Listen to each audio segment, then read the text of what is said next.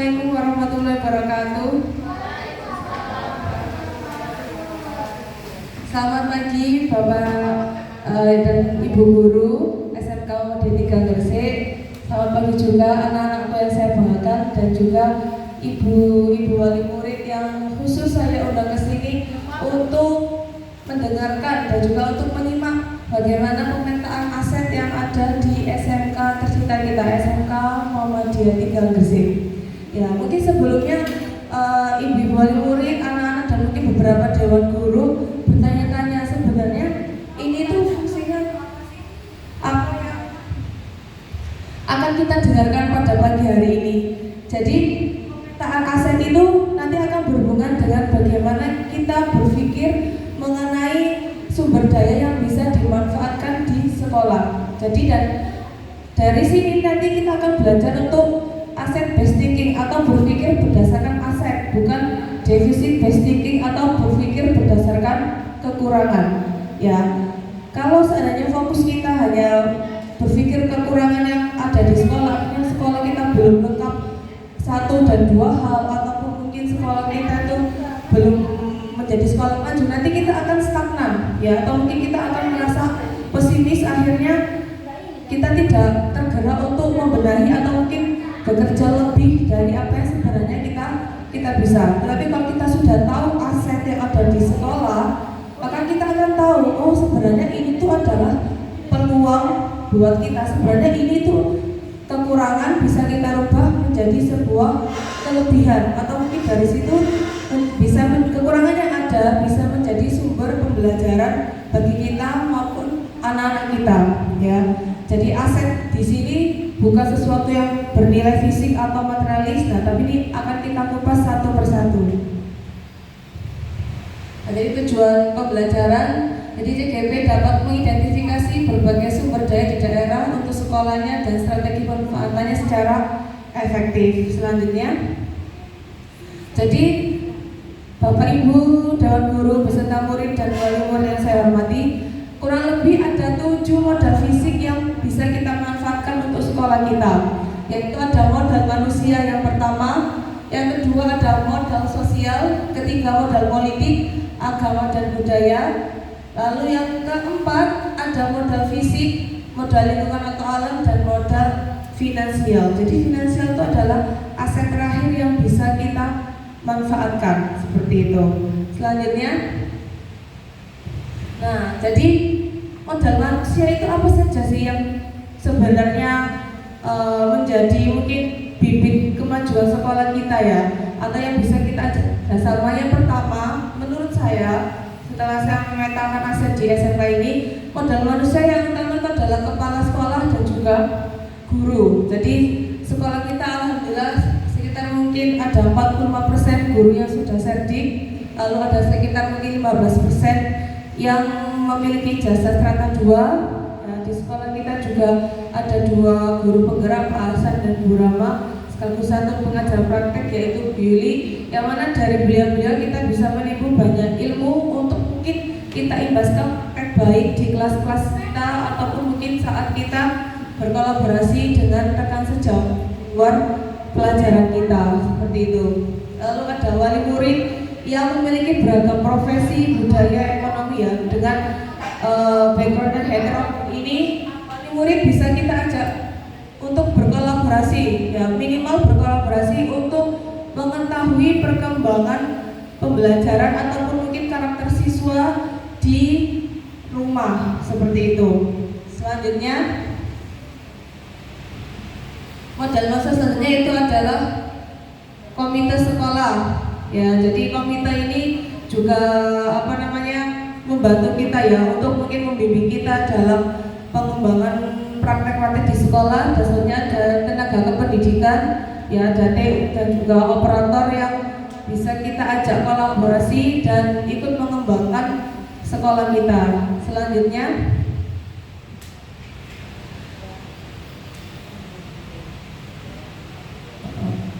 yaitu pengelola kantin dan juga pengawas sekolah, ya. Jadi kita bisa mengajak pengelola kantin untuk berkolaborasi menyediakan makanan sehat dengan harga yang terjangkau. terjangkau kantongnya anak-anak ya. Lalu ada pengawas sekolah yang bisa memberikan pembinaan terhadap peningkatan kualitas pendidikan secara berkala seperti itu. Selanjutnya, nah B, modal sosial ya. Jadi setelah kita tahu modal manusia yang bisa kita ajak kolaborasi atau bisa kita manfaatkan, selanjutnya ada modal sosial yang bisa menjadi opsi kedua kita. Jadi ada paguyuban wali murid ya. Di situ kita tentunya kalau ada grup wali murid kan kita bisa tahu ya anak didik kita ini perkembangannya bagaimana. Kalau mungkin dia membolos atau mungkin dia ini sering izin sakit dan sebagainya, di situ kita bisa pantau juga. Dan dengan adanya grup wali murid, interaksi kita dengan wali murid mungkin pembayaran juga lebih mudah. Lalu ada komunitas sekolah lagi. Selanjutnya, lalu ada organisasi otonom dalam persyarikatan Muhammadiyah. Jadi kayak Muhammadiyah kan memiliki 7 ortom ya. Dari situ misalnya seperti Pemuda atau Aisyah atau Nasihatul Aisyah.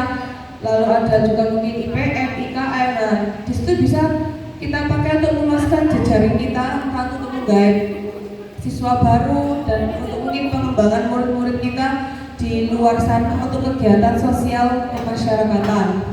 Lalu ada persyarikatan Muhammadiyah ya. Jadi misalnya di Muhammadiyah ini kan ada struktural ya, sekolahnya ada TK sampai mungkin kuliah lah.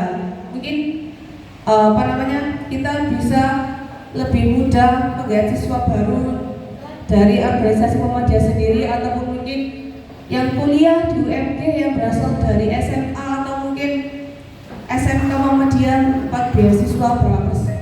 Dan keuntungan dari kita yang masih dalam satu lingkup persyarikatan Muhammadiyah. Nah, lalu ada modal politik. Ya, modal politik ini adalah opsi ketiga aset sekolah kita. Hampir sama fungsinya paguyuban dan komite tadi. Lalu ada puskesmas ya, kita bisa menjalin kerjasama dengan puskesmas untuk memberikan pelayanan kesehatan, terus vaksin, lalu ada juga imunisasi dan lain sebagainya. Lalu ada polsek dan koramil yang kita ajak kerjasama untuk memberikan penyuluhan bahaya narkoba, bullying, dan juga bagaimana tata tertib berlalu lintas di jalan raya ya. Apalagi anak remaja ini kadang suka meremehkan, tidak memakai mungkin helm atau spion. Nah, itu berbahaya sekali ya. Lalu ada mitra judi atau mitra perusahaan yang bisa kita ajak kerjasama, entah itu untuk PKL atau tenaga kerja sebagai guru tamu, penguji UKK, dan lain sebagainya. Lalu ada Ortom Muhammadiyah ya, untuk mengembangkan, meluaskan, dan menguatkan jejaring pendidik dan tenaga kependidikan maupun murid kita. Nah, lalu modal keempat yaitu modal agama dan juga.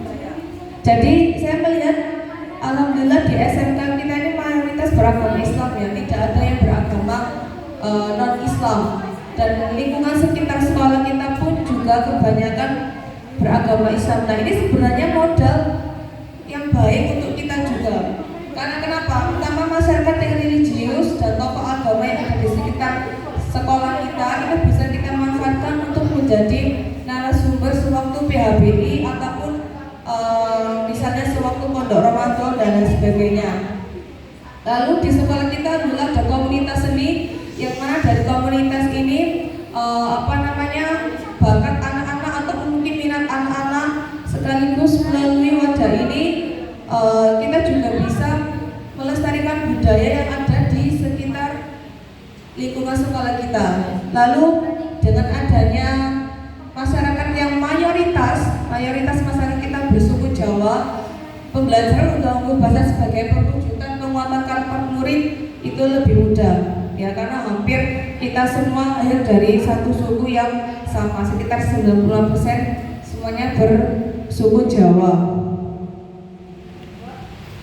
Lalu, nah di desa sekitar sekolah ini juga menurut pengamatan saya itu untuk perayaan mungkin hari-hari keagamaan Islam ataupun mungkin adat istiadat itu kan masih lestari ya, masih dilaksanakan, dan itu juga sebenarnya bisa menjadi sumber pembelajaran murid agar kearifan lokal di Indonesia, khususnya di Muaraudu ini tidak luntur ya. Kita masih ada pegangan, juga mungkin masih ada sedekah bumi ketika mau 17-an. Di situ anak-anak bisa belajar arifan lokal yang ada di desa mereka, dan itu bisa menjadi salah satu pembelajaran karakter bagi mereka agar tidak hanya mengetahui atau mungkin tidak hanya terkontaminasi dengan budaya yang ada di luar seperti mungkin TikTok dan sebagainya, tapi mereka juga tahu budaya asli yang ada di desa atau di Jawa ini. Selanjutnya ya, modal kelima dalam modal fisik ya, tentunya sekolah dengan sarana dan prasarana yang ada itu ya, yang saya jabarkan kurang lebih seperti itu bisa kita manfaatkan semaksimal mungkin untuk pengembangan pembelajaran kita ya. Kita sudah tahu mungkin apa sih yang kurang dari sarana prasarana sekolah kita, tapi yang sudah ada bisa kita manfaatkan semaksimal mungkin. Kalau kita berpaku pada yang kurang atau yang defisit, ya tidak akan berjalan atau stagnan di situ saja. Selanjutnya, nah ini modal lingkungan alam. Jadi kelebihan sekolah kita, kalau saya lihat dari aset lingkungan, yang pertama alhamdulillah lokasi sekolah kita berada di jalan utama ya. Jadi sekolah yang berada mungkin di nol jalan raya ini memudahkan akses semua murid untuk cepat dan mungkin tidak susah menuju sekolah kita. Artinya alhamdulillah sekolah kita dilalui transportasi umum seperti Transjatim, ada juga angkot dan lain sebagainya. Itu memudahkan masyarakat untuk mungkin memilih menyekolahkan anaknya di SMK kita daripada yang blusu-blusu atau mungkin tidak terakses jalan transportasi umum ya. Lalu ada desa sekitar ya, jadi lingkungan desa sekitar ini bisa menjadi sumber pembelajaran kita, pembelajaran outdoor maupun ketika kita rute jalan sehat kita pakai, atau nanti pas bersih-bersih lingkungan sekitar sekolah, maka lingkungan desa pun juga termasuk ke dalam kawasan yang ikut menunjang pembelajaran di SMK. Lalu ada, nah ini ketika banjir ya, Sungai Kalilamong, biasanya anak-anak kita juga menunjukkan rasa empati dengan membuka bengkel servis sepeda motor gratis, dan itu sebagai bentuk kegiatan sosial kemasyarakatan yang layak untuk kita kita lestarikan ya. Jadi mungkin kedepannya tidak hanya servis gratis ketika banjir atau mungkin ketika hanya pas ada momen tertentu, atau mungkin bisa kita membuka servis gratis pas ada momen yang lain, tidak hanya menunggu ketika banjir dan lain sebagainya. Nah ini juga kalau banjir bisa menjadi pembelajaran bagi kita, mungkin bersih-bersih Sungai Kalilamong sebelum musim hujan, seperti itu dengan anak-anak bumi yang dibina sama Pak Kus itu. Lalu ada masjid di sekitar sekolah yang kita manfaatkan biasanya ketika pondok Ramadan yang kita pakai untuk turba terawih ya, atau untuk kultum. Juga nanti rencana tahun ini majelis-majelis sekitar menjadi fokus utama kita untuk kegiatan sosial kemasyarakatan, yaitu kita fokus bersih-bersih masjid dan juga sanitasi yang ada di masjid, khususnya yaitu kamar mandi.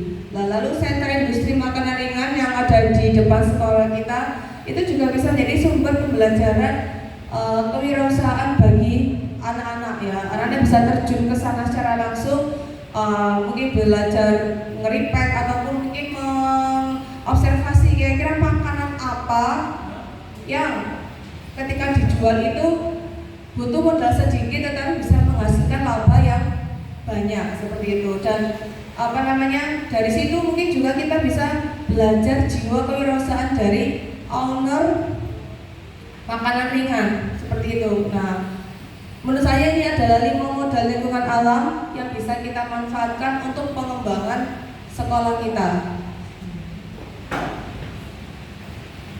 Selanjutnya, lalu ada modal finansial ya. Jadi ya namanya aset tidak lepas dari namanya finansial. finansial ya, apalagi sekolah. Mau sekolah itu besar atau kecil, atau sekolah sudah maju atau masih berkembang, pasti ada namanya sumber pendanaan atau mungkin sumber finansial yang yang kita butuhkan atau mungkin yang menjadi andalan kita lah. Pos-pos keuangan yang menjadi andalan kita, menurut saya pertama yaitu ada keuangan dana pos, BPP dan juga PIP ya. Mau tidak mau ini menjadi sumber pertama menurut saya. Lalu kedua ada sumbangan sukarela dari wali murid, yaitu bentuk SPP, ada juga biaya pendidikan dan juga daftar ulang. Itu adalah pos kedua. Lalu ada kantin sekolah yang mana uang sewa kantin selama setahun itu bisa menjadi tambahan kas sekolah ya. Jadi alhamdulillah di sekolah kita sudah ada 2 kantin yang mana uang sewa setiap tahun yang itu masuk ke dalam kas sekolah dan dimanfaatkan untuk pengembangan program-program sekolah yang ada. Selanjutnya, nah lalu pos keempat yaitu adalah Zismu ya. Alhamdulillah dalam organisasi kita sekolah Muhammadiyah adalah Zismu, yaitu lembaga amil zakat infak sedekah Muhammadiyah, yang mana dari lembaga ini anak-anak kita terbantu melalui beasiswa mentari ya untuk murid-murid yang berhak menerima. Biasanya yang yatim atau yang benar-benar duafa, maka mereka ini berhak menerima beasiswa, biasanya itu SPP berapa bulan. Lalu ada koperasi sekolah ya yang ada di sebelah kantin itu yang dijaga sama anak-anak kita ya. Mereka menyediakan peralatan sekolah bagi murid, dan melalui koperasi yang kecil ini anak-anak kita secara tidak langsung belajar life skill kewirausahaan ya. Jadi walaupun masih kecil, semoga kedepannya nanti bisa berkembang lebih banyak lagi. Lalu yang selanjutnya ini mungkin kita masih baru, yaitu ada koperasi SAM, yaitu koperasi Surya Amanah Mandiri ya. Itu koperasi syariah, ini bisa menjadi wadah investasi bagi pendidik dan tenaga kependidikan ya.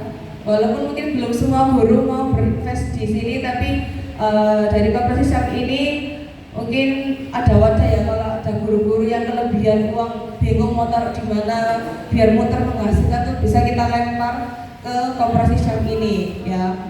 Di koperasi ini juga karena insya Allah ini berbasis syariah ya. Kalau kita mau meminjam uang secara syariah atau mungkin mau umroh haji atau mungkin travel, insya Allah itu amanat dan sudah sesuai akad Islam yang syar'i menurut saya, seperti itu. Selanjutnya, lah ada juga infak atau kanal filantropi siswa. Kalau di SMA kita sendiri, alhamdulillah infak itu kan 1 minggu 2 kali, setiap hari Rabu dan juga Jumat. Nah itu uang infak itu juga sebagai dana sosial untuk sekolah kita. Jadi misalnya ada wali murid yang meninggal ataupun mungkin anak-anak yang sakit sampai nginap di rumah sakit, ya itu bisa kita ambil dari kanal infak ini ya. Jadi dari murid ya untuk murid lagi gitu. Jadi ini tidak kembali ke guru tapi semuanya full kembali ke siswa. Terakhir ada mitra judi yang ini ya sponsorship ya. Misalnya ketika kita ada acara, nah maka kita akan mengirimkan mungkin proposal untuk bantuan pendanaan beberapa kegiatan ya sebagai CSR mereka. Lalu ada bantuan program pengembangan SMK dari pemerintah mungkin seperti PK, TEVA dan lain sebagainya, itu bisa kita manfaatkan pula. Terakhir, alhamdulillah, jadi kesimpulannya apa sih Bapak Ibu ya? Jadi semua aset yang ada di sekolah ini mungkin kita anggapnya tuh aset biasa atau aset kecil yang tidak berharga ya. Tapi kalau kita berpikirnya lebih positif atau mungkin kita berpikirnya lebih kritis, oh sebenarnya itu peluang, maka sesuatu yang kecil atau yang tidak berharga itu bisa membawa kemajuan, utamanya bagi diri kita sendiri, dan kalau bisa membawa kemajuan untuk sekolah kita. Sebenarnya pengimbasan itu tidak harus luas yang banyak ya atau besar, cukup mungkin untuk diri kita dan kelas kita itu sebenarnya sudah cukup. Tapi kalau dari yang kecil-kecil ini semuanya bergerak sesuai dengan kodratnya atau orbitnya, kan jadinya semua akan berjalan maju secara selaras dan juga secara dinamis gitu, walaupun kecil-kecil bergerak gitu ya. Mungkin cukup sekian yang bisa saya sampaikan, kurang lebihnya saya mohon maaf apabila ada salah kata.